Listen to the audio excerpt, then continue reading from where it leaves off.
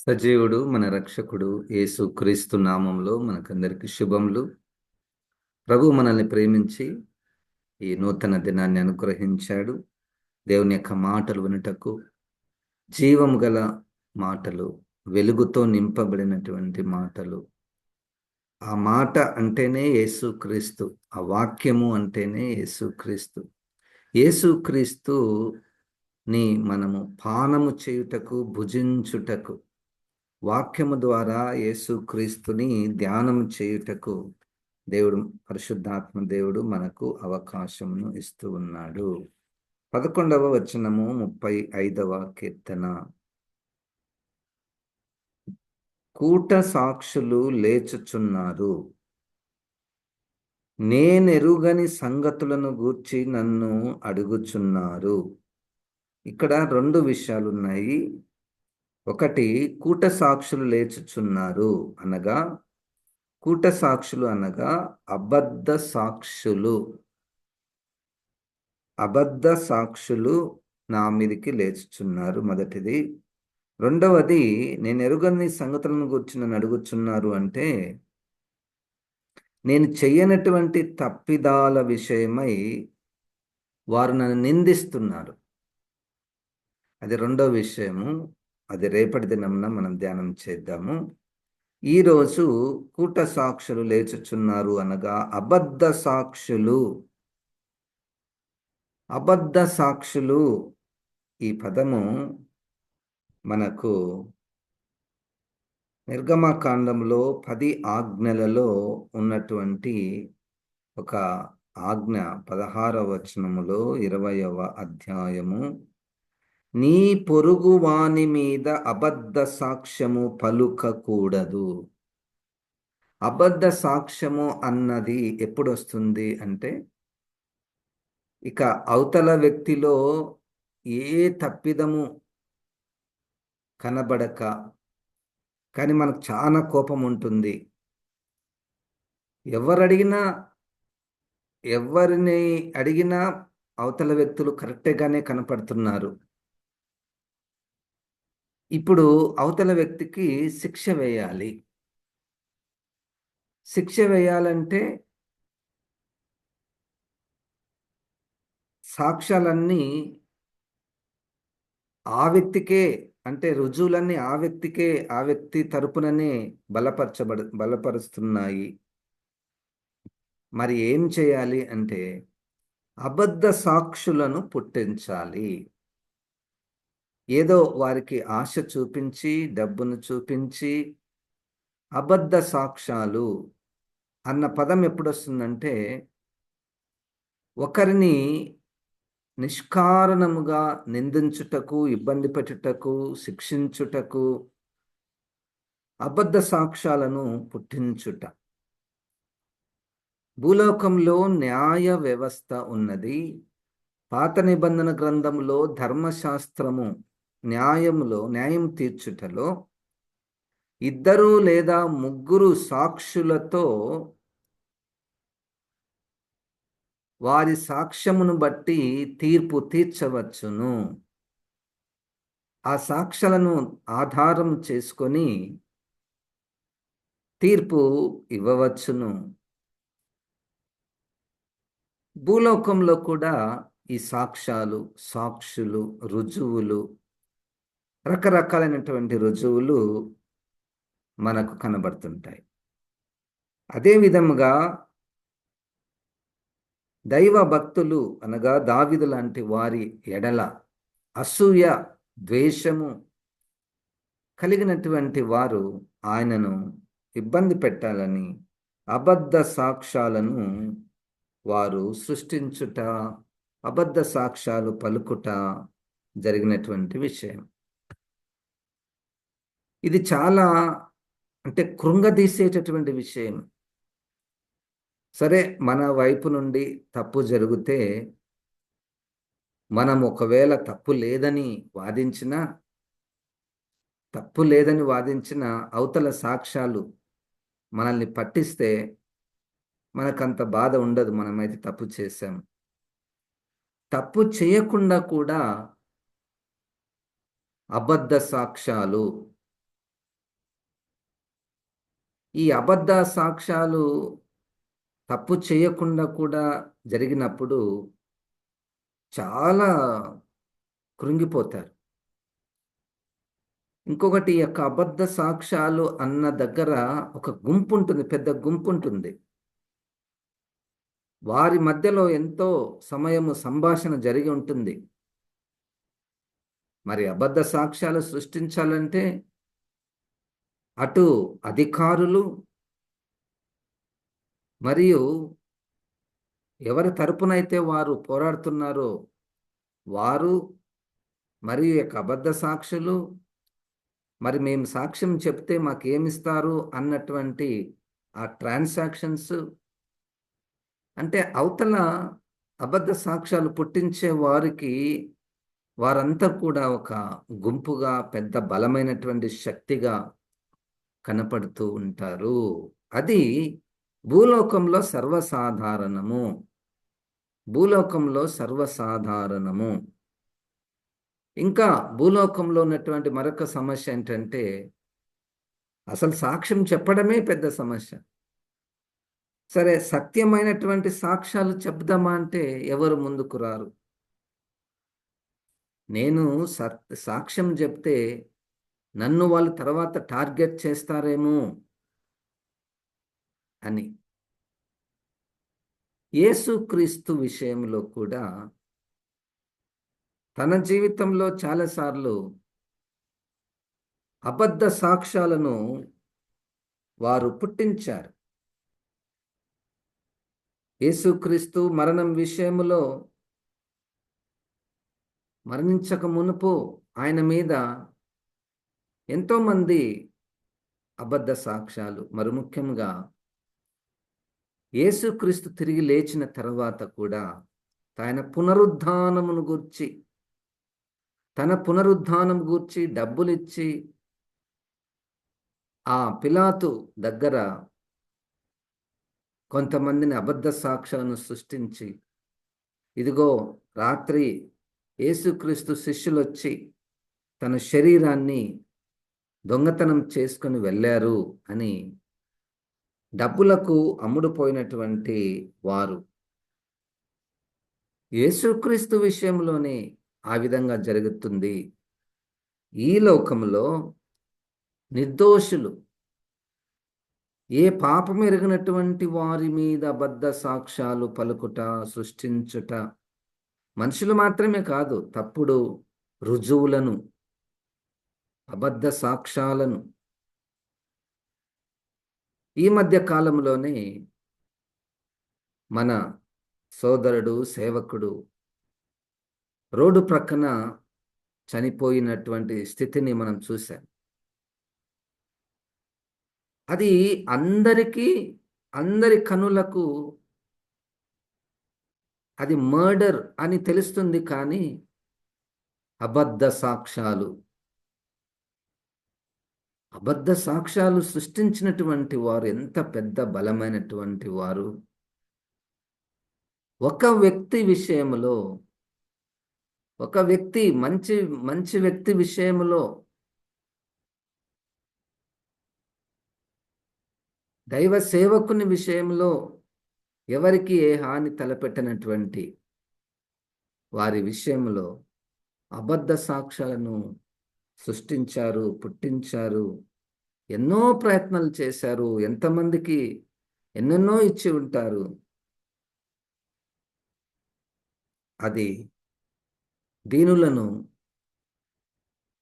ఏ తప్పు ఎరగినటువంటి వారిని చాలా కృంగదీసేటటువంటి విషయము. చూడండి, మత్తయి సువార్తలో 26వ అధ్యాయములో, మత్తయి సువార్త 26వ అధ్యాయములో చివరి వచనములలో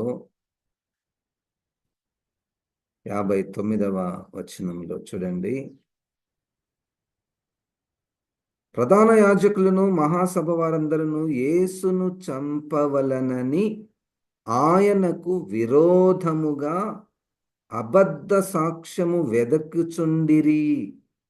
కానీ అబద్ధ సాక్షులు అనేకులు వచ్చినను సాక్ష్యమేమీ దొరకలేదు. తుదకు 2 మనుషులు వచ్చి వీడు దేవాలయమును పడగొట్టి 3 దినములలో దాన్ని కట్టవలనని చెప్పెననిరి. ప్రధాన యాజకుడు లేచి, నీవు ఉత్తరమేమి చెప్పవా? వీరు నీ మీద పలుకుచున్న సాక్ష్యమేమని అడగగా యేసు ఊరకుండెను. అందుకు ప్రధాన యాజకుడు ఆయనను చూచి, నీవు దేవుని కుమారుడవైన క్రీస్తువైతే ఆ మాట మాతో చెప్పమని జీవం గల దేవుని తోడని నీకు ఆనబెట్టుచున్నాను. అందుకు యేసు, నీవన్నట్టే. ఇది మొదలుకొని మనుష్య కుమారుడు సర్వశక్తిని కుడి పార్శ్వమున కూర్చునుటయు ఆకాశ మేఘారుడై వచ్చుటయు మీరు చూతురని చెప్పగా, ప్రధాన యాజకుడు తన వస్త్రం చింపుకొని, వీడు దేవదూషణ చేసెను, మనకిక సాక్షులతో పని ఏమి?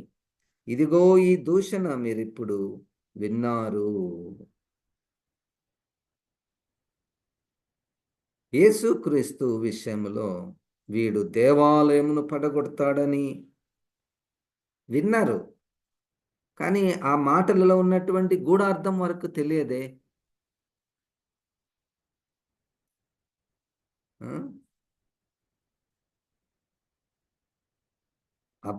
విరోధముగా అబద్ధ సాక్ష్యము వెదక్కుచుండిరి. చూడండి, ఈ అబద్ధ సాక్షుల గురించి వింటున్నప్పుడు మనకు సాధారణంగా నా ఎడల ఎవరైనా తప్పుడు సమాచారం ఇచ్చారా, అబద్ధము మాటలు నా గురించి చెప్పి న్యాయము జరగవలసిన దగ్గర నాకు అన్యాయము జరుగుట, మనము మన ఎడల ఎవరైనా అబద్ధ సాక్ష్యాలు చెప్పారా, అబద్ధ సాక్ష్యాలను పుట్టించారా, అది డాక్యుమెంట్స్ కానీ, అది ప్రజలు కానీ, ఒక మాట కానీ, నా ఎడల నాకు హాని ఎవరైనా తలపెట్టారా అనేది ఒక ఆలోచన. రెండోది, మనము అబద్ధముగా ఎవరి గురించైనా చెప్పామా? మనము ఎవరి గురించైనా అబద్ధముగా చెప్పామా? సాక్ష్యం. ఒక్కొక్కసారి కొంతమంది వచ్చి, పాస్టర్ గారు, మా అమ్మాయికి ఇదిగో మీ సంఘంలో అబ్బాయి ఉన్నాడంట, ఎటువంటి వాడు? ఎటువంటి వాడు? అప్పుడు నేనేం చెప్పాలి? నేనేం చెప్పాలి? మంచి సాక్ష్యము. ఏ సాక్ష్యము ఏ స్థితి ఉందో ఆ స్థితి గురించి సత్యమే చెప్పుచున్నానా నేను? 3 విధాలుగా చెప్పచ్చు నేను. ఒకటి, నిజముగా నాకు ఆ వ్యక్తి గురించి తెలిసి ఉంటేనే ఏదైనా మాట్లాడాలి, లేకపోతే నాకు తెలియదండి, నాకు తెలియదు. ఈ వివాహాల విషయంలో చాలా మటుకు డబ్బుతో సంబంధించినటువంటిదిగా, వివాహం కావడానికి ఎంతో డబ్బులు ఖర్చు పెడుతుంటాం, మనం ఎంతో డబ్బులు ఖర్చు పెడుతుంటాం. ఈ మధ్య కాలంలో మనకు మ్యాట్రిమోనీస్ వచ్చేసాయి. వారికి కొంత డబ్బు చెల్లించి మా అమ్మాయికి లేదా అబ్బాయికి చూడండి అని చెప్తూ ఉంటారు. అదొక డబ్బుతో సంబంధమైనటువంటిది. చూసేటటువంటి వారు కూడా డబ్బును ఆశిస్తారు. చాలాసార్లు కొంతమంది, అయ్యా మా అమ్మాయికి చూడండి ఎవరినైనా, మేము మీ రుణము మేము తీర్చుకుంటాం అంటుంటారు. పెద్ద మొత్తములో మేము నీ రుణము తీర్చుకుంటాము. అది చూడండి ఒక వల. అప్పుడు నా మనసులో అబద్ధము అంటే ఆ అమ్మాయి గురించి కానీ అబ్బాయి గురించి కానీ సరిగ్గా తెలియకపోయినా, ఒకడు జరగడానికి మంచిది, మంచివాడు, గొప్పవాడు, గొప్ప వ్యక్తి, చాలా ఆత్మీయురాలు లేదా ఆత్మీయుడు అని అబద్ధముగా సాక్ష్యము చెప్పుట. సరే, ఎవరైనా మనకు కోపంగా నాకు ఎవరైనా కోపం ఉన్నారనుకోండి, నా మీద ఎవరైనా విరోధంగా తిరగబడినటువంటి వారు, నన్ను అసహించుకునేటటువంటి వారు, నన్ను ద్వేషించేవారు, వారు విషయంలో ఎవరైనా ఇంకొకరు ఫలానా వ్యక్తి ఎవరంటే, ఆ వ్యక్తుల గురించి తెలియకపోయినా చెడుగా చెప్పుట. మన మనసులో మన మనసులో బయాస్డ్ విట్నెసెస్ అంటారు. చూడండి, వాళ్ళు ఎవరైనా సత్యము చెప్పాలి, నన్ను ద్వేషించు వారైనా, నాకు హాని చేసేటటువంటి వారైనా, నా నా ఎడల నన్ను ఇబ్బంది పెట్టిన వారు ఉన్నారు. మరి వారి విషయంలో ఎవరైనా నన్ను అడిగితే ఉన్నది ఉన్నట్టు చెప్పండి. ఎందుకంటే ఎందుకు ఈ అబద్ధ సాక్ష్యాల విషయంలో ఇంతగా మనం మాట్లాడవలసి వస్తుందంటే, భూలోకంలో మనం మాట్లాడేటటువంటి ప్రతి మాట తీర్పులోనికి వచ్చును. యేసుక్రీస్తు హృదయంలో ఉంటే సత్యమే మన నోటి నుండి వస్తుంది. సత్యమే. అందుకని నేను సాధ్యమైనంత వరకు, అమ్మా, మేము చూచినంత మట్టుకు ఈ వ్యక్తి ఇలాంటి వాడు. మేమైతే ఈ సమయంలో ఎప్పుడు కూడా ఆ వ్యక్తిని చర్చిలో చూడలేదు. మాకు తెలిసింది ఇంతే. వాళ్ళ పేరెంట్స్ గురించి తెలుసు గాని ఈ అమ్మాయి అబ్బాయి గురించి మనకు తెలియదు. లేదా ఈ అమ్మాయి అబ్బాయి గురించి తెలుసు కానీ వాళ్ళ పేరెంట్స్ గురించి అసలే తెలియదు. మేము అక్కడక్కడ చూసాం కానీ వాళ్ళ జీవితం గురించి మాకు తెలియదు. మీరే చూసుకోండి.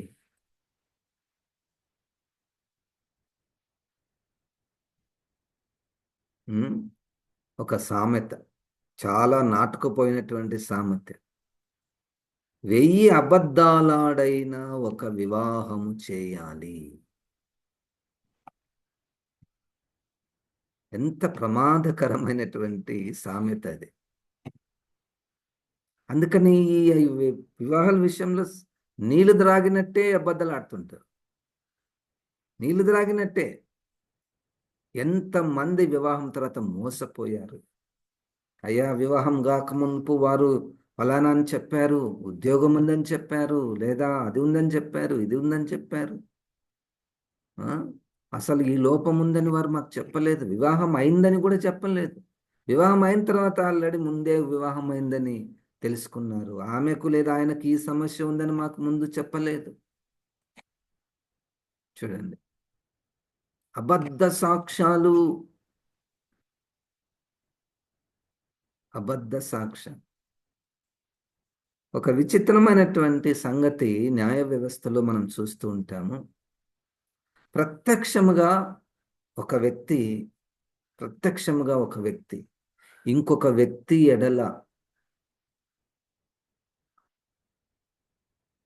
చాలా హీనమైనటువంటి కార్యం చేస్తే, అది ప్రత్యక్షంగా కనపడిన ఈ వ్యక్తి ఎవరైతే చేశారో ఆ వ్యక్తి తరపున వాదించే న్యాయవాదులు కూడా రెడీగా ఉంటారు.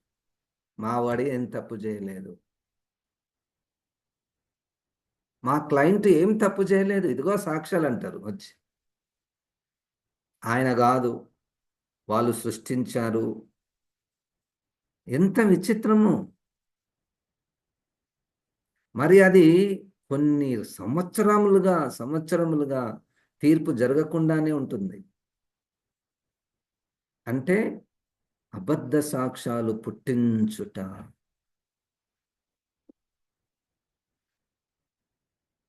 అబద్ధ సాక్ష్యాలు పుట్టించుట గనక అవి చాలా ప్రమాదకరమైనటువంటివి.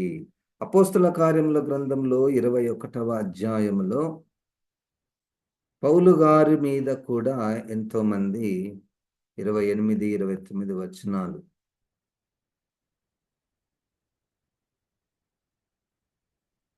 ఇశ్రాయేలీయులారా, సహాయము చేయరండి. ప్రజలకును ధర్మశాస్త్రమునకును ఈ స్థలమునకును విరోధముగా అందరికిని అంతటను బోధించుచున్నవాడు వీడే. మరియు వీడు గ్రీసు దేశస్థులను దేవాలయములోనికి తీసుకొని వచ్చి ఈ పరిశుద్ధ స్థలమును అపవిత్రపరిచి ఉన్నాడని కేకలు వేసిరి. ఏలైనగా ఎఫెసీయుడైన త్రోఫిమును అతనితో కూడా పట్టణములో అంతకు ముందు వారు చూచినందున పౌలు దేవాలయంలోనికి అతన్ని తీసుకొని వచ్చినని ఊహించిరి. ఇదిగో అంటే నిందిస్తున్నారు, పౌలు గారిని నిందిస్తున్నారు. వీడే మన దేవాలయాన్ని అపవిత్రపరుస్తున్నాడు అని ఎన్నో నిందలు. 24వ అధ్యాయములో 13వ వచనం. మరియు వారు ఇప్పుడు నా మీద మోపు నేరములను తమరికి రుజువు పరచలేరు. ఆ అధికారుల ఎదుట పౌలు గారు, అయ్యా వారు నా మీద ఎన్నో నిందలు మోపుతున్నారు, అబద్ధ సాక్ష్యాలు పలుకుతున్నారు, కానీ వారు రుజువు పరచలేరు. దావీదు గారి జీవితంలో కూట సాక్షులు లేచి ఉన్నారు. వారందరూ మాట్లాడుకొని వీళ్ళని ఏ విధంగానైనా ఇబ్బంది పెట్టాలి, చంపాలి, వెంబడించాలి, తరుమాలి, ప్రాణం తీయాలి. ఎన్ని ప్రయత్నాలు చేసినా మనకు కావడం లేదు. చట్టపరంగా మనకున్నది ఒకటే ఒక పరిష్కారం ఏంటంటే, భూలోకంలో ఎక్కడ న్యాయం జరిగినా జరగకపోయినా మనం కోర్టుకు వెళ్తే మనకు న్యాయం జరుగుతుంది అని అందరికీ ఆశ ఉంటుంది. జరుగుతుంది, చాలామందికి జరుగుతుంది. కానీ ఎక్కువ భాగము ఆ న్యాయము తీర్చే జడ్జెస్ మీద కూడా అనుమానాలు. వారు కూడా కరప్టెడ్ అయిపోయారని. ఇప్పుడు అక్కడ నిజముగా ఎవరు అక్యూజ్డ్ ఉన్నారు అని తీర్పు తీర్చే విషయంలో ఎన్నో అబద్ధ సాక్ష్యాలు పుట్టించుట పబ్లిక్గా. ప్రతి మాట దేవుని తీర్పులోనికి వచ్చును. మనము ఎన్నడెన్నటికీ తప్పుడు సమాచారము ఇవ్వకూడదు, తప్పుడు సాక్ష్యము చెప్పకూడదు, అబద్ధ సాక్ష్యాలు చెప్పకూడదు, అబద్ధ సాక్ష్యాలు రుజువు చూపించకూడదు. ఎందుకంటే ప్రభువు చూస్తున్నాడు, మన హృదయాలను చూస్తున్నాడు. ఒక ప్రశ్న, నీలో ఉన్న క్రీస్తు ఏం చెప్తాడు? ఎవరైనా నిన్ను ఒకరి గురించి అడిగితే నీలో ఉన్న క్రీస్తు ఏం చెప్తాడో ఫస్ట్ ఆలోచన. మీరు చెప్పకుండా ముందే, నువ్వు చెప్పకముందే క్రీస్తు ఉంటే, నీ స్థానంలో క్రీస్తు ఉంటే ఏం చెప్తాడు ఒక్కసారి ఆలోచించి అదే మనము పలకాలి. దేవుని స్తోత్రం. అబద్ధ సాక్ష్యాలను నేను తయారు చేయాలన్నా నేను ఆశిస్తాను. అబద్ధ సాక్ష్యాలు చెప్పేవారు వారు ఆశిస్తారు, వారు డబ్బుకు లోనైపోతారు. అబద్ధ సాక్ష్యాలు పలుకుట, ప్రతి మాట తీర్పులోనికి వస్తుంది. సత్యము, యేసుక్రీస్తు నేనే సత్యము. మరి క్రీస్తును మీరు అంగీకరించారా అంటే సత్యాన్ని మీరు అంగీకరించారా?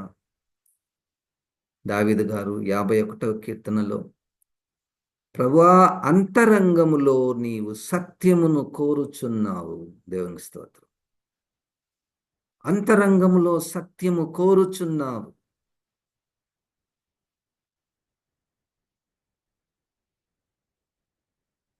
అబద్ధము అపవాది మొదటి లక్షణం.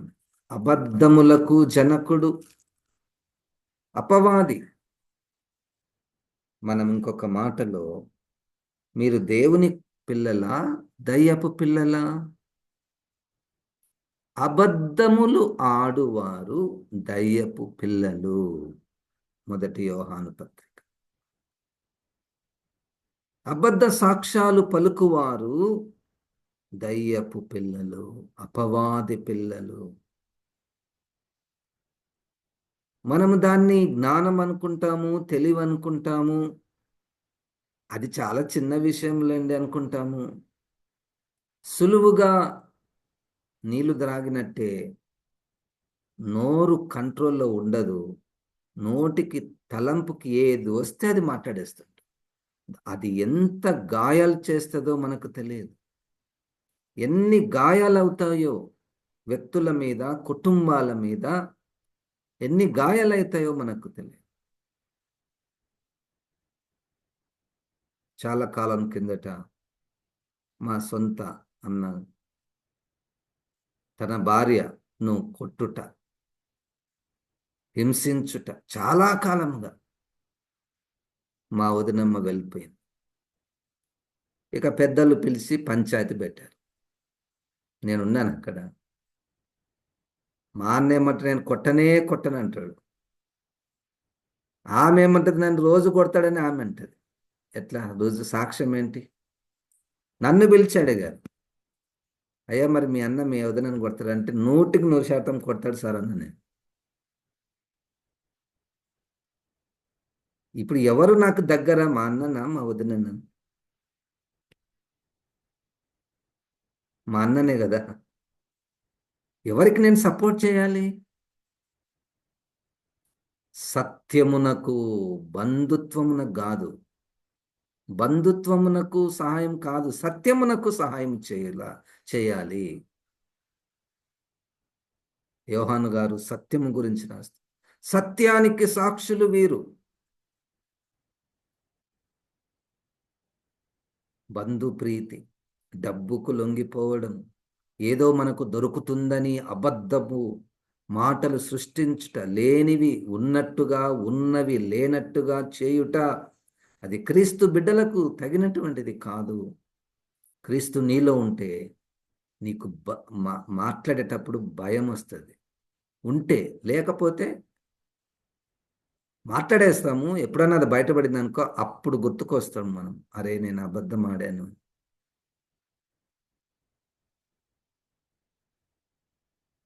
దేవునికి మరుగైనటువంటిది ఏదియూ లేదు. దేవునికి స్తోత్రం. ఎవరికి దేవుడు ఎప్పుడు ఎట్లా తీర్పు తీర్చవలనో తీరుస్తాడు. దేవుని తీర్పు చాలా విచిత్రంగా ఉంటుంది.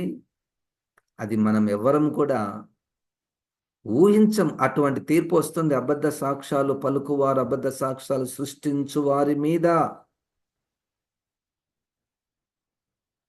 ఎంత విచిత్రమైందంటే, దాంట్లో ఒక విచిత్రమైందంటే తమ్మును తామే పొడుచుకుంటారు. ఎవ్వరు కూడా హాని చేయనవసరం లేదు వాళ్ళకు. వాళ్ళంతకు వాళ్ళే నాశనం అవుతారు. ఎందుకంటే దీనుల వైపు, నిర్దోషుల వైపు, బలహీనుల వైపు యెహోవా వ్యాజ్యమాడును, యెహోవా నిలుచును. దేవుని దగ్గరికే వెళ్ళి అబద్ధ సాక్ష్యం చెప్పగలుగుతామా మనం? వాళ్ళ తరపున వాదించువాడు యెహోవా. అప్పటికి నువ్వు వారిని మోసం చేయవచ్చు, అప్పటికి తారుమారు చేయవచ్చు, కానీ అవన్నీ రికార్డ్ అవుతాయమ్మా. అవన్నీ రికార్డ్ అవుతాయి. వాక్యమే చెప్తున్నాం మనం. ఊహ నుంచి ఏమి చెప్పడం లేదు. అవన్నీ రికార్డ్ అవుతాయి, ప్రతి మాట. అందుకని ఎంత తక్కువ మాట్లాడితే అంత మంచిది. ఇది సూత్రం కాదు. యేసుక్రీస్తు ఉన్నవారు తక్కువగా మాట్లాడతారు, అంతే. ఒకటే సూత్రం. ప్రాక్టీస్ చేసే ప్రిన్సిపుల్ కూడా కాదు ఇది. నేను ఇప్పటి నుండి తక్కువగా మాట్లాడాలి, రాదు, కుదరదు. యేసుక్రీస్తు ఉంటే నోరు పారేసుకోము, అబద్ధ సాక్ష్యాలు చెప్పము, కొండెములు చెప్పము, అబద్ధాలు ఆడము. ప్రభుయే సహాయం చేస్తాడు. ప్రభుయే సహాయం చేస్తాడు. కాబట్టి క్రీస్తుని అంగీకరించండి, క్రీస్తుని హృదయంలోనికి చేర్చుకోనండి. క్రీస్తు రాకడలో ఎత్తబడే గుంపులో మనం ఉంటాం. ప్రార్థన చేసుకుందాం. జీవం గల దేవా, వాక్యమైన ప్రభా, ఈ వాక్యాన్ని, ఈ మాటలను ప్రభా మా అందరిలో ఫలింపచేయమని యేసు క్రీస్తు నామమున ప్రార్థిస్తున్నాము తండ్రి. ఆమేన్. ఇప్పుడు మన పరమ తండ్రి అయిన దేవుని యొక్క ప్రేమ, ప్రభువైన యేసు క్రీస్తు కృప, పరిశుద్ధాత్మ దేవుని యొక్క సహాయము, సహవాసము మనకందరికి సదాకాలము తోడై ఉండును గాక. ఆమేన్. దేవుడు మనల్ని దీవించును గాక.